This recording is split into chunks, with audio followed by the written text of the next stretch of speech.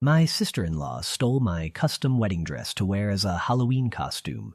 When she returned it, it was soaking wet, stained with red wine, and torn. So my husband froze her college fund until she pays for it. I'm 27F and have been married to my husband Adam, 29M, for a little over a year. My parents generously gifted me my dream wedding dress, which cost about $8,000. It was a beautiful custom lace gown, tailored specifically for me. Even more meaningful, it had pieces of my mom's and grandma's wedding gowns sewn into it. I absolutely cherished this dress and always planned to keep it forever, maybe even pass it down one day. After the wedding, I stored it carefully in a garment bag in the closet of our guest bedroom. Becca, my 19-year-old sister-in-law, is Adam's younger sister. She's in her first year of college and lives on campus nearby. Adam is very close with her. He practically helped raise her. There's a 10-year age gap between them, and Adam even set up a college fund of about $50,000 for her that he personally manages. Since our in-laws aren't well off, Adam has been helping with her tuition and other expenses using that fund. Becca's generally a fun kid, but she can also be impulsive and spoiled since she's the baby of the family. She's had her share of small mishaps, fender benders, losing things, that the family usually forgives quickly. Still, I never imagined she'd do something like what she just did. Last weekend was Halloween. Adam and I didn't go out partying. We're homebodies and had a quiet night in. Becca, on the other hand, had plans for a big costume party and some bar hopping with her college friends. What we didn't know was that she had stopped by our house earlier that day. She has a spare key for emergencies and sometimes crashes at our place since it's close to campus. Neither of us was home at the time. I was out grocery shopping and Adam was at work. Later, Becca admitted that she came over to look for costume pieces, thinking she might find something cool to use at our place. Apparently, she found the garment bag in the guest room closet, the one with my wedding dress inside. According to her, she thought it was just some old dress I didn't care about since it was stored in the guest closet.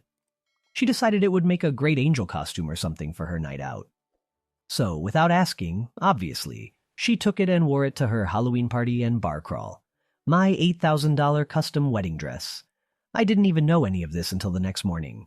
On Halloween night, I was home handing out candy, completely unaware that my wedding dress was literally out bar hopping with a bunch of college students. The first sign that something was wrong came the next day when I went to put away some laundry in the guest closet.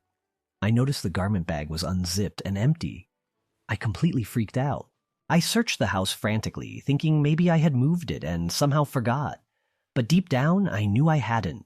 My heart sank and I had a horrible feeling. I called Adam, panicking, and asked if he had moved my dress. He was just as confused as I was and said no. Within minutes, my thoughts turned to Becca, since she's the only other person with a key. I called her, no answer. I texted her, still nothing.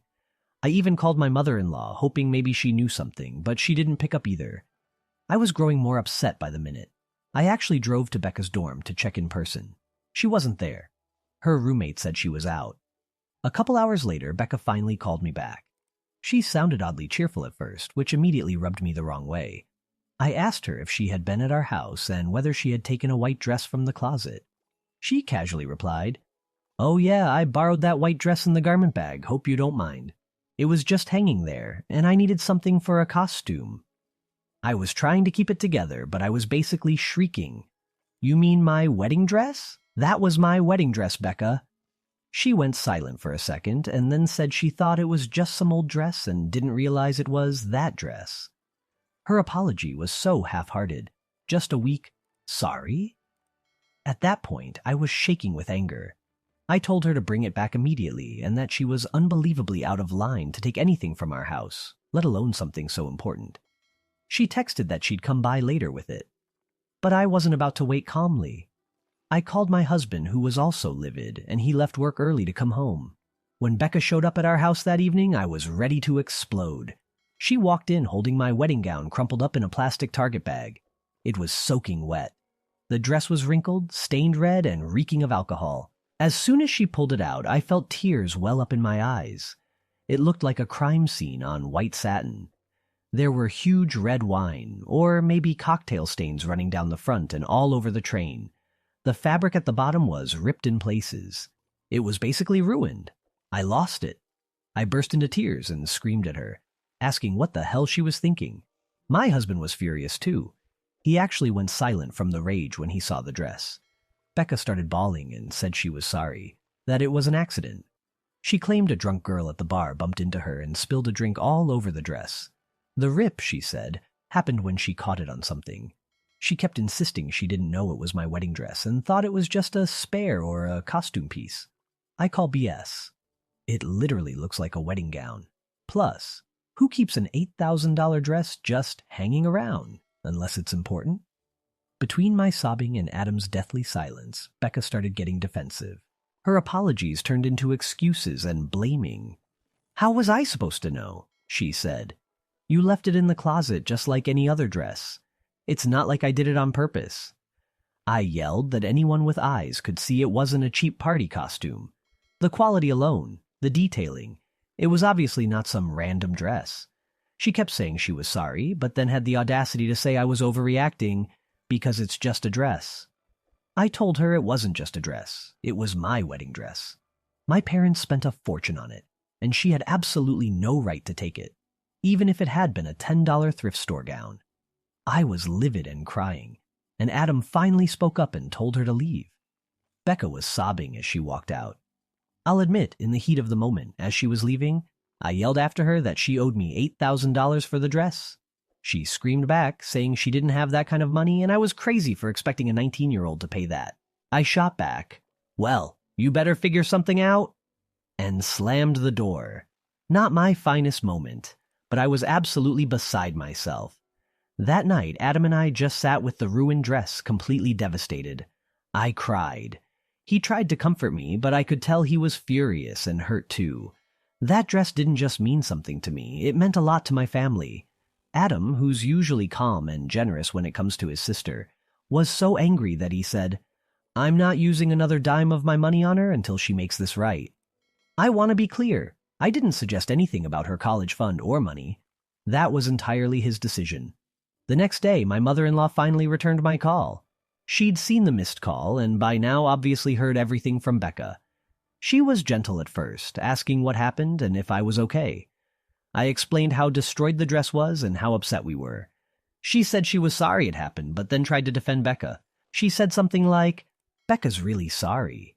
She's young and truly didn't realize it was your wedding gown. It was a dumb mistake, but we all make mistakes." I told her it was a huge breach of trust and I wasn't going to just sweep it under the rug. I said, "At a minimum, the dress needs to be paid for or replaced." That's when she got defensive. She said, "Well, the dress was gifted to you by your parents, so it's not like you're out $8,000. Which was such a messed up thing to say, like it was about the money. It was about sentimental value. Then she literally said, "It's not like you can wear it again, dear." That made me see red. I snapped that wasn't the point. I wasn't planning to wear it again, but it was mine. It held a lot of meaning, and I had every right to keep it pristine. I also said how hurt my parents would be when they found out. I still hadn't told them yet. I was dreading it. At that point, my mother-in-law changed the subject. She started talking about how scared Becca was because Adam was so angry with her. Apparently, Becca had run to her parents crying, saying that we hated her, and that her brother was trying to ruin her life over a mistake. My mill said Becca was hysterical, afraid that Adam might pull her college funding. So I guess either Becca told her that or she assumed it. I told her that, frankly, I supported Adam's decision. He was the one who saved that money, and if he felt that this was the appropriate consequence until Becca took responsibility, so be it. I said maybe that was the only thing that would make her realize how serious this was. My mother-in-law got upset and said I was being inconsiderate. She said young girls make mistakes and that I was okay with ruining her future. She insisted we were all family, and I should have a heart since Becca didn't mean to ruin my dress. I told her that having a heart is one thing, but facing consequences is another. If someone destroys something extremely valuable through negligence, family or not, they need to make it right. I pointed out that Becca hadn't once offered to do anything except say sorry. No offer to pay, work it off, nothing. Just crocodile tears and expecting instant forgiveness. My MIL said, "Where is she going to get that kind of money? You know she doesn't have a job." I responded, "Not my problem. Maybe you and Phil can help her, or she can take out a small loan. This was her doing." The call ended with MIL saying I was being unreasonable and that she was going to talk to Adam directly. But my husband was already on the same page. In fact, he was just as angry, if not angrier than I was. He told his parents that he would be freezing the college fund until Becca properly resolves the issue. That meant either paying for the dress or coming up with a solution we all agree on. That $50,000 is not legally hers. It's an account in Adam's name, which he set aside for her. He'd been planning to use it semester by semester for tuition and expenses. He had already paid for the current semester, but he informed Becca and Mill that he would not be paying for the next semester, or any future semesters, until this dress issue is sorted out. And then, the entire family blew up. Becca was beside herself. She kept texting me, pleading with me not to take away her education. She apologized a million times. But in the same breath, she called me heartless for letting Adam do this to her. My mother-in-law and even some extended family, like an aunt, started messaging us. They said we were being too harsh. One aunt even wrote in the group chat that I was basically throwing away the relationship with Becca over a piece of clothing. All of this drama really started getting to me. I began to feel guilty that Adam was now in a feud with his sister and family because of my dress. But on the other hand, I was still furious. What Becca did wasn't just a mistake. It was a betrayal of trust. And I truly believe that some people only learn when there are real consequences. We had given her a clear path to make it right, but all she did was cry that it was too hard. Honestly, if it were up to me alone, I'd settle for her covering the cost of professional cleaning and preservation. Maybe a few $100s, and a deep, sincere apology. Maybe even some volunteer work. Something to show that she understands the value of what she destroyed. But Adam was adamant. Until she truly understands the gravity of what she did, which to him means either coughing up the money or feeling the loss of her college funding, we shouldn't back down. I kept wondering, am I overreacting? Am I being too harsh for refusing to just forgive and move on? Honestly, I didn't expect this story to blow up like it did. I'm truly grateful for all the responses. I've been reading the judgments and comments, and while some were hard to hear, most made me feel validated. The overall consensus? I'm not the bad guy in this story. And honestly, that meant a lot. My in-laws had me doubting myself. A lot has happened since I posted, so let me catch you up, and also answer a few questions people kept asking. First, why was the wedding dress in the guest closet? And how did Becca not realize it was a wedding dress?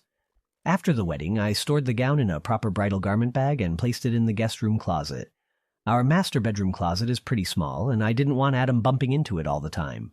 Silly as it might sound, I even thought about surprising him one day by wearing it again for something special, like an anniversary photo shoot. The guest room closet felt like the safest, least obvious place. It wasn't tossed on a hanger like some random costume. It was clearly stored with care, inside a boutique-quality garment bag. Becca has never really been around wedding dresses, so maybe she genuinely didn't know. But I still have a hard time believing that. My name was literally stitched inside the gown. She claimed she didn't open it fully until she got back to her dorm, and just thought it was some fancy white dress. That's her story. Second, did Becca have permission to come into our house and take anything? She does have a spare key, for emergencies or when she needs a quiet place to study. She's stayed over before, but even then she usually checks in before coming by. This time she didn't say a word, no text, no call, and certainly no permission to go through our closet or take anything, especially not a whole wedding dress. She's borrowed small things in the past, like a sweater or jewelry, but always asked. This was different, way different. Third, what's the deal with the $50,000 college fund? To clarify, the money is 100% Adam's. He started saving for Becca after landing a high-paying job a few years ago. His parents have always struggled financially, and he's always looked out for his little sister. He saved enough to cover around 4 years of in-state tuition and kept it in a separate account under his name. There's no trust, no legal documentation that says it's hers. He's simply been using that account to pay her school directly each semester. So yes, legally and morally, it's his money. And he has every right to freeze it if he feels that's necessary. Our in-laws didn't contribute anything to that fund. They help out when they can with small expenses, but tuition has always been Adam's responsibility. Fourth, have I told my parents?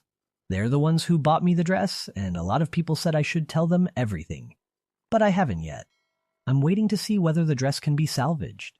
My mom would be heartbroken, and honestly, furious.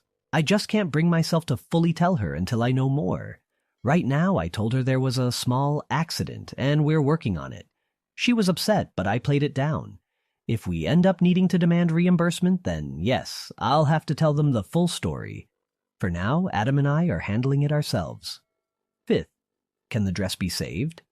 We took it to a highly recommended specialty bridal cleaner the day after it happened. They were honest with us. Red wine on delicate fabric is one of the hardest stains to remove, especially if it's already set in. They've been working on it, but the outlook isn't good. Even if they manage to lighten the stains, the fabric is already weakened. Some parts shrank or warped from being soaked too long, and the ripped layers, like the chiffon and tulle, are incredibly hard to repair without making it obvious. Best case, the dress will be wearable-ish, but always flawed. Worst case, it's unsalvageable. Either way, it will never be the same again. 2 days after the dress incident, and 1 day after I made my original post, Adam and I went to his parents' house for a serious talk. His mom invited us, saying it would be better for everyone to speak face-to-face.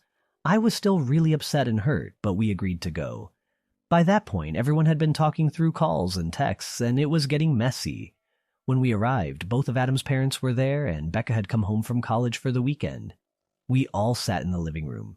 Adam took the lead since it was his family, but I made sure to speak up when needed.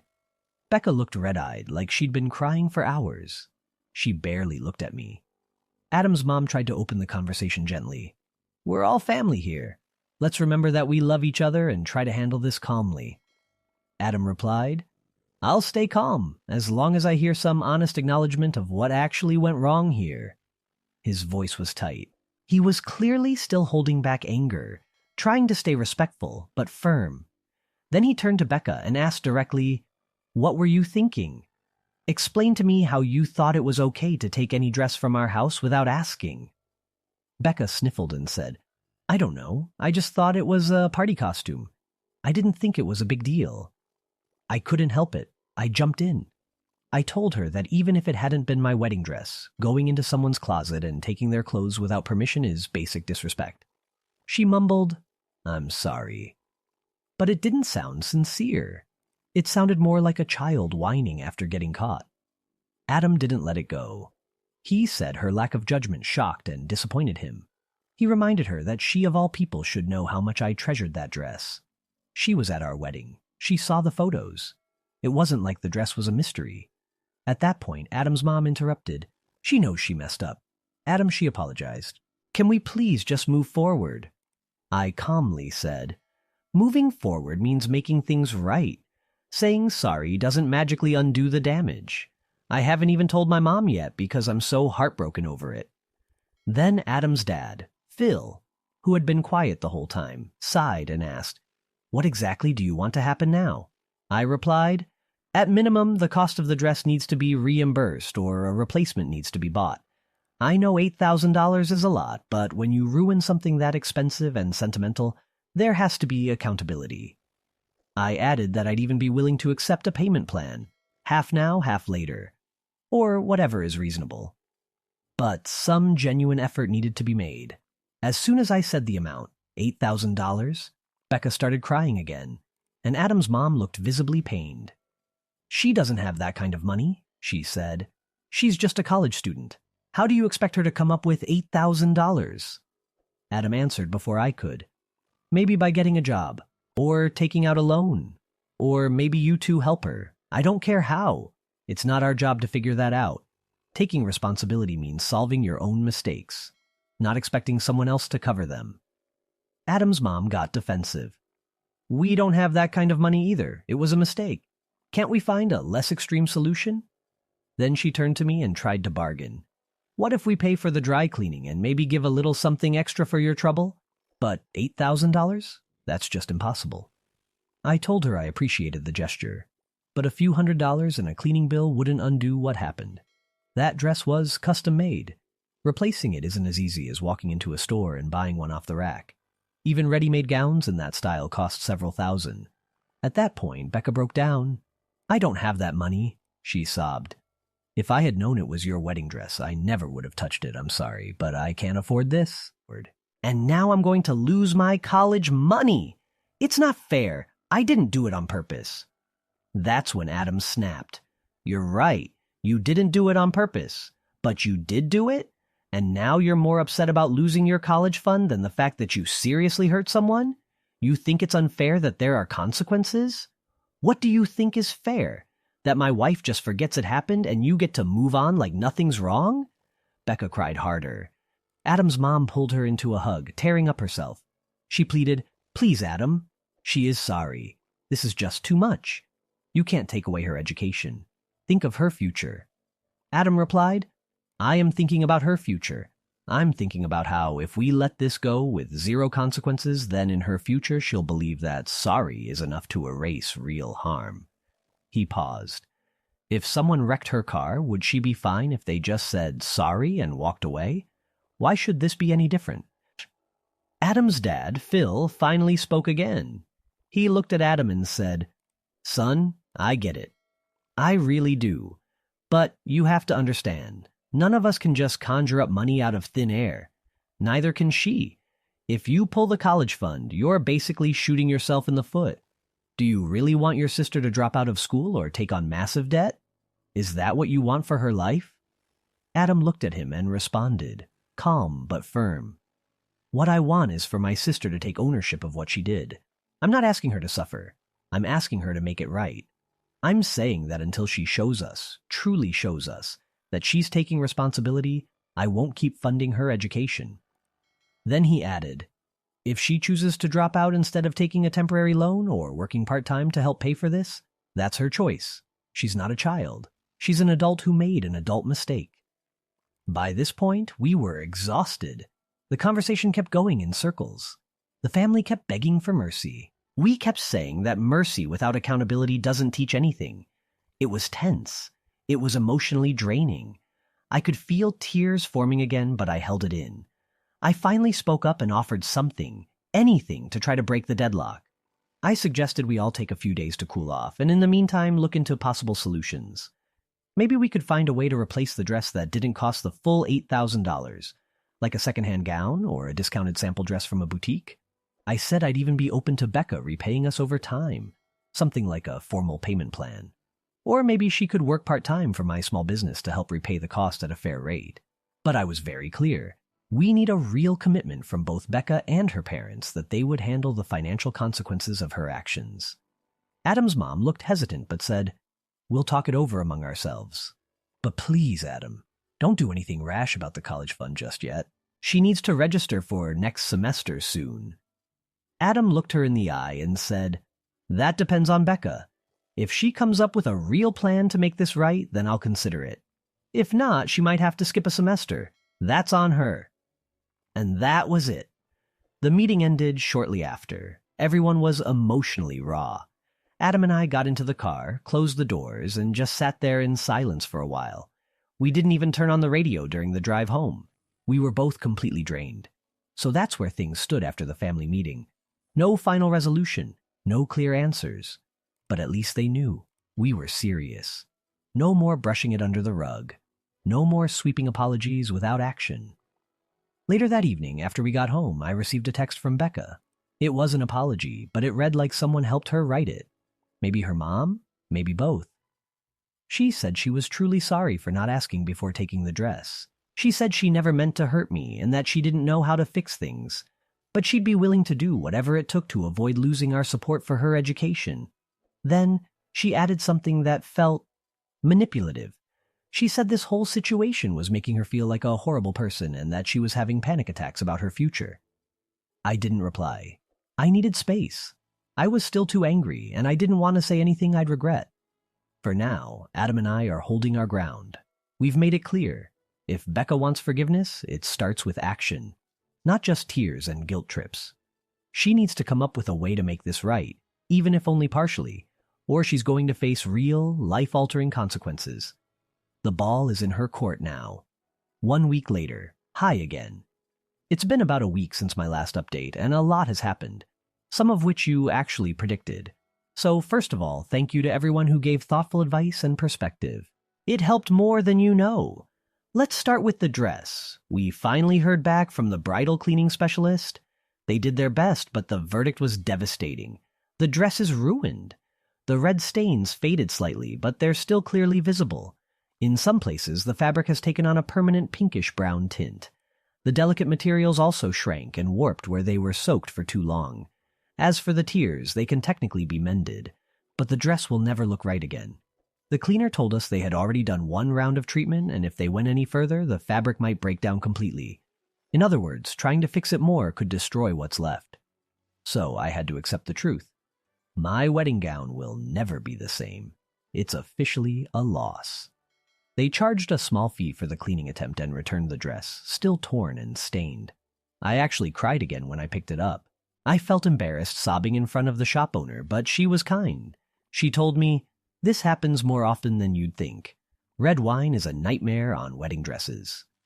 So yeah, that part of the story is now closed. No hope left for the gown, and it only solidified our belief that Becca or her family needs to pay to replace it, or at least compensate us fairly.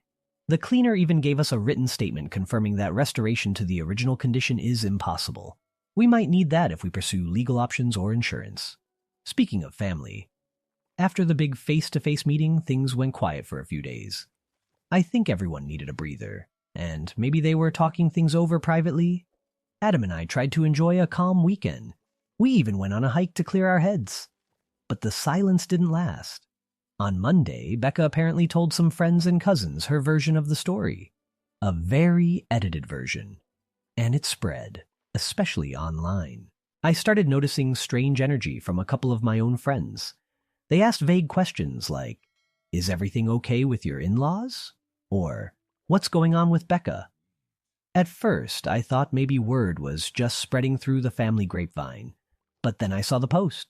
Becca, or maybe one of her friends, posted something on Instagram that read, "When your own brother would rather see you drop out of college than forgive you for a mistake family can be cruel." She didn't mention the dress or what happened, but anyone who knows us even a little could connect the dots. It felt like a deliberate attempt to play the victim and paint Adam as the villain. And unfortunately, it worked on some people. One cousin commented, "Wait, I heard something. That's so harsh. You don't deserve that." Another friend of hers chimed in with, "They're supposed to be your family. If my sister treated me like that, I'd cut her off." Adam saw the post too, and he was livid. He never gets involved in social media drama, but this time he commented directly on her post. He wrote something like, "Interesting how you left out the part where you stole and ruined something irreplaceable that didn't belong to you. Actions have consequences, Becca." She deleted his comment within minutes. Then she blocked both of us on Instagram. I assume she didn't want anyone else seeing what actually happened. After that, Adam started getting calls and texts from other family members, an aunt, his grandmother, asking, "What's going on?" They were clearly hearing Becca's twisted version and wanted clarity. So Adam told them everything. The whole truth. The same aunt who had scolded me in the group chat? She completely changed her stance. When she heard the full story, she was horrified. "Oh my God, I had no idea," she said. Of course she should face consequences. His grandma said the same. Both of them promised to talk to Adam's mom and tell her to stop making excuses. A day later, I noticed Becca's vague posts had disappeared, from both her public and backup accounts. I'm guessing the older family members told her to knock it off. But the damage was done. She had stirred up so much drama and dragged us into it publicly, all to get sympathy. At that point, I wasn't just hurt. I was angry. I never wanted this to turn into a family feud. But Becca wasn't trying to fix anything. She was trying to dodge responsibility and rewrite the story. After the social media mess, Adam's mom finally called him. I was sitting next to him, listening on speaker. She sounded tired, maybe even like she had been crying. Her voice was soft when she said, "We've talked it over. We'll try to gather some money to help repay the dress. But we can't do $8,000. Maybe $4,000, if you give us some time. Would that be enough for you to stop all this and unlock her college fund?" I spoke up. I told her I appreciated that they were stepping up with something. If they truly could manage $4,000, that was at least a start. But it wouldn't fully replace the gown or even cover a similar custom dress. Still, I said I was open to considering that amount, as long as it came with conditions. First, Becca herself would need to contribute something, whether it was her own money, part-time work, or a formal plan to pay off the remaining balance over time. Second, we needed a genuine apology, one that showed she truly understood what she had done. Adam agreed. He added that if those two things happened, he'd consider releasing the rest of the college fund, with some conditions attached. He made it very clear. We're not putting a price tag on the damage and calling it done. This is about Becca learning that her actions have consequences. Adam's mom agreed. She said they had already planned for Becca to pay them back gradually, for whatever portion they fronted. To be honest, I had a feeling they were stretching themselves thin even to offer $4,000. Maybe they were pulling from savings or taking a loan, I don't know. But at least it sounded like they were trying. We told them to put together a proper plan, a timeline, a breakdown of payments, and Becca's written commitment to pay the rest. It didn't have to be legalese, but we wanted it in writing so no one could later claim confusion or miscommunication. Adam said that if we received a signed agreement and a good faith down payment, he would unlock the college fund in time for Becca to register for next semester. Adam's mom seemed relieved. I think she had braced for us to say, no deal, unless it was the full $8,000. We ended the call with the understanding that they'd draft the plan and we'd review it. Up to that point, I hadn't heard anything directly from Becca, aside from the text she sent after the family meeting. But about an hour after that call with her mom, I got an email. It surprised me. Becca's tone was very different. The message was long, thoughtful, and, honestly, sincere. She apologized again for taking the dress without asking, for ruining something irreplaceable, and for the way she handled everything afterward. She admitted that posting online for sympathy was wrong. She said she had tried to make herself feel like less of a villain, but realized it only made things worse. She also admitted that at first she was more scared about losing her college fund than about what she had done. But over the past few days, she said she finally realized how deeply she had hurt me. She wrote, I woke up today thinking about how I would feel if someone destroyed something that mattered that much to me. I get it now. She promised to do whatever it took to make it right. Even if it took years, she said she would work to pay us back. She said she was ashamed she had caused so much damage, and that she cared more about her relationship with us than any party, any night out, or even her pride. Reading it, both Adam and I were honestly surprised. It was the most mature and self-aware thing she'd said since the whole thing started.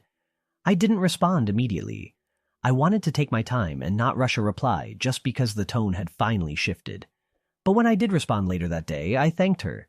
I told her I appreciated the genuine apology, and that it meant a lot to hear her take ownership. I said I was still heartbroken about the dress, but I was hopeful we could move forward, if she followed through with what she wrote. I didn't scold her. I didn't bring up the money. I kept it simple, respectful, and open.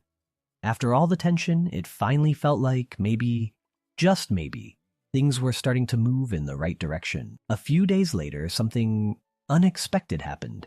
One of you had suggested checking if our homeowner's insurance or a special wedding policy might cover the damage to the dress. I figured it couldn't hurt, so I started looking into it. Turns out I didn't have a special item rider on the dress, something I should have added when I bought it, but I had underestimated its value at the time. Still, my general policy might cover personal property damage under certain conditions, like theft or vandalism. So I casually brought this up, just out of curiosity, while chatting with my sister. Not Becca, my own sister. She was visiting that day. I mentioned that if the insurance categorized it as vandalism or theft, we might be able to file a claim.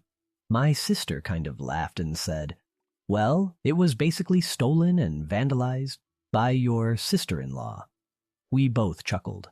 What I didn't realize was that my phone's voice assistant had activated while I was drafting a text to my mother-in-law. I had been mid-message about something unrelated, and the voice recorder had picked up that snippet of our conversation.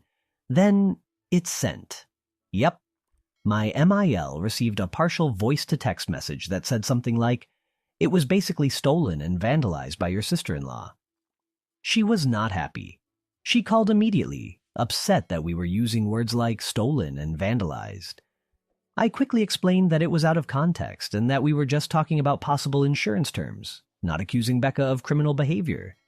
Eventually, she calmed down, but I could tell the whole situation had her on edge. I reassured her again that we weren't planning to sue or press charges. We just wanted the dress paid for, and for Becca to learn something from this mess. After that hiccup, things moved forward more smoothly. Becca and her parents began working on a formal agreement. From what we heard, the plan was for the parents to cover the first $4,000 as a lump sum, and Becca would pay them back over time. She would then be responsible for the remaining $4,000, repaid to us directly. They sent us a document outlining the plan, with a timeline, monthly amounts, and Becca's written promise to honor it. She also agreed to start working part-time during the semester to make the payments. Adam and I reviewed the agreement, and we were satisfied. As a show of good faith, they transferred the first $2,000 within 2 weeks, just like they said they would. And with that, Adam agreed to unfreeze the college fund, allowing Becca to register for her next semester. We also had a discussion with her about non-monetary consequences. We didn't want her to think throwing money at the problem solved it. So we asked that she also commit to either doing volunteer work, preferably something involving responsibility, or taking a financial literacy course, something to help her understand what $8,000 really means and what it takes to earn that. She agreed. I know some people might think this was too generous or too formal for family, but after everything, after the lies, the manipulation, the public drama, we needed structure. We needed accountability. And honestly, we needed peace. I haven't fully forgiven Becca yet. I'm still grieving the loss of my dress, not just because of the money, but because of what it symbolized.